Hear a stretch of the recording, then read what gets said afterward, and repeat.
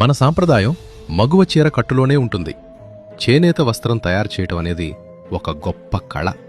నేత అనేది కేవలం మగ్గంపై కూర్చుని నేయటం మాత్రమే కాదు, దానికి ముందు చాలా కష్టమైన ప్రక్రియలు ఉంటాయి. మొదట ముడి నూలును లేదా పట్టును తెచ్చి దానికున్న జిగురును పోగొట్టడానికి ఉడకబెడతారు. తర్వాత కావలసిన రంగుల్లో ముంచి ఆరబెడతారు. రంగు వేసిన దారాన్ని చక్రాలకు చుట్టి చీర పొడవుకు సరిపడా దారాలను ఒక క్రమ పద్ధతిలో అమర్చుతారు. దీనినే ఆసు అంటారు. ఇది చీర యొక్క నిలువు దారాలను సిద్ధం చేసే ప్రక్రియ. దారానికి బలం చేకూర్చడానికి గంజిని పూస్తారు.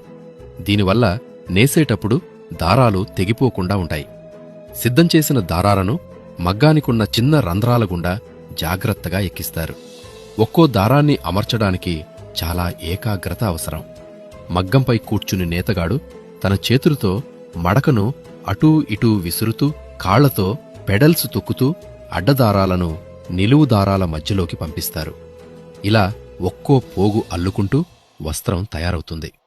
ఒక చీర తయారీ వెనుక ఒక కుటుంబం మొత్తం శ్రమ ఉంటుంది. చీర నేయటానికి సాధారణ కాటన్ చీర 2 నుండి 3 రోజులు, పట్టుచీర 4 నుండి 7 రోజులు, ఉప్పాడ లేదా కుప్పడం వంటి డిజైన్ చీరలు 10 నుండి 15 రోజులు, గద్వాల లేదా ధర్మవరం 20 రోజుల నుండి నెల రోజులు లేదా అంతకంటే ఎక్కువ సమయం పట్టవచ్చు. 6 మీటర్ల చీర తయారీ వెనుక నేతన్న పడే కష్టం చీర విలువ కంటే 100 రెట్లెక్కువ. నేతన్నను గౌరవిద్దాం. నేతన్న కోసం లైక్ చేసి వీడియోను ఫ్రెండ్స్ అండ్ ఫ్యామిలీ మెంబర్స్కి షేర్ చేసి నేతన్నపై ప్రేమను చాటండి.